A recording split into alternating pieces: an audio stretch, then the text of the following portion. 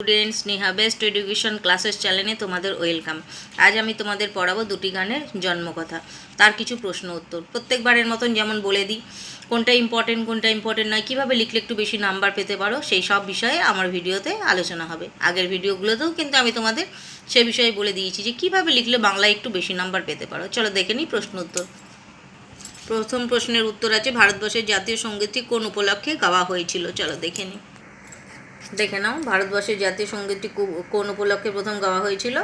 ভারতবর্ষের জাতীয় সঙ্গীত জনগণ মন অধিনায়ক জয় হে 1911 খ্রিস্টাব্দে 27 ডিসেম্বর কলকাতায় অনুষ্ঠিত ভারতের জাতীয় জাতীয় কংগ্রেসের 26তম বার্ষিক অধিবেশনে প্রথম জনগণের সামনে সমবেত কণ্ঠে গাওয়া হয়েছিল।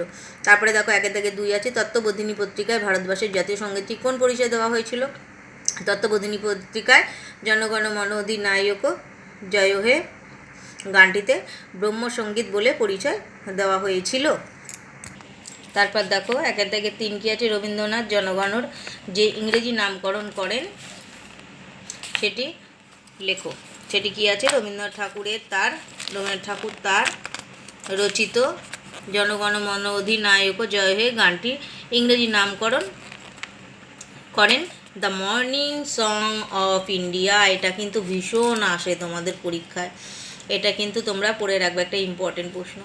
ভারতবর্ষের জাতীয় মন্ত্রটি কি, সেটি কার রচনা? এটাও একটা ইম্পর্টেন্ট প্রশ্ন। আর তোমরা সবাই জানো ভারতবর্ষের জাতীয় মন্ত্রটি হলো বন্দে মাতারাম। রচয়িতা হচ্ছে এটি সাহিত্য সম্রাট বঙ্কিমচন্দ্র চট্টোপাধ্যায়ের লেখা। তারপরে একের দাগের 5 কি আছে, জাতীয় মন্ত্রের প্রথম 4টি পংক্তিটি শিক্ষকের থেকে জেনে নিয়ে লেখো। এটা হচ্ছে কি, আমি তোমাদের বলে দিচ্ছি না, দেখে নাও তোমরা, এটা ইম্পর্টেন্ট নয় অতটা, দেখে নাও। বন্দে মাতরম সুজলা সুফলং মলয় শীতলং, এটা একটা দেখে নাও। এই দেখো আরও আছে, এগুলো সব ভালো করে দেখে নাও, এগুলো লিখবে, হয়ে যাবে। তারপরে হচ্ছে গিয়ে 2 দাগের টিকা আছে, টিকাগুলো তোমাদের সাথে আলোচনা করে দেবো। আচ্ছা, তোমাদের বলে দিই টিকাগুলো। জাতীয় সঙ্গীত, তারপরে কি আছে, মগোৎসব, বিশ্বভারতী, পুলিন বিহারী সেন, ডাক্তার নীলরতন সরকার, এদের সম্পর্কে যে টিকাগুলো আছে দেখো, আমি তোমাদের বলে দিচ্ছি না, তোমরা একটু দেখে নাও। জাতীয় সঙ্গীত সম্পর্কে এতটা আছে, তোমরা করে নাও। আমি তো সবসময় একটা বই থেকে তোমাদের আলোচনা করে দিই, আর যেই বই থেকে ভালো হবে সেটাই আমি সেই বই থেকে তোমাদের দিই, কিন্তু সবসময় এক বই থেকে দিই না। দেখে নাও, এটা এত অবধি আছে।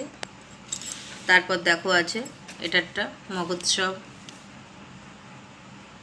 তারপর দেখো বিশ্বভারতী, তারপর আছে পুলিন বিহারী সেন, তারপর আছে ডক্টর নীলরতন সরকার। দেখে নাও, এগুলো সব দেখিয়ে দিলাম, এগুলো তোমরা একটু দেখে নিয়ে লিখে নেবে।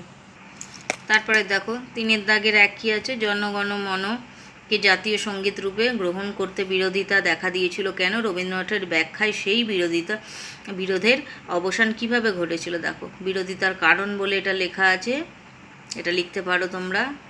এগুলো আর আলোচনা করে আমি বলে দিচ্ছি না, তোমরা দেখতেই পাচ্ছ।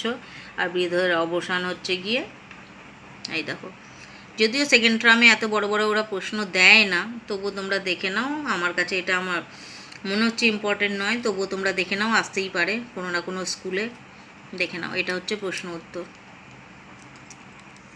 আচ্ছা দেখো, 3 দাগের 2 কি আছে, রবীন্দ্রনাথ গানটিকে পরেও নানা উপলক্ষে ব্যবহার করেছিলেন 1911 খ্রিস্টাব্দে। পরবর্তী সময়ে রবীন্দ্রনাথ কীভাবে এই গানটি ব্যবহার করেছিলেন? এটাও আসে খুব, দেখে নাও এটা লেখাটা কি আছে।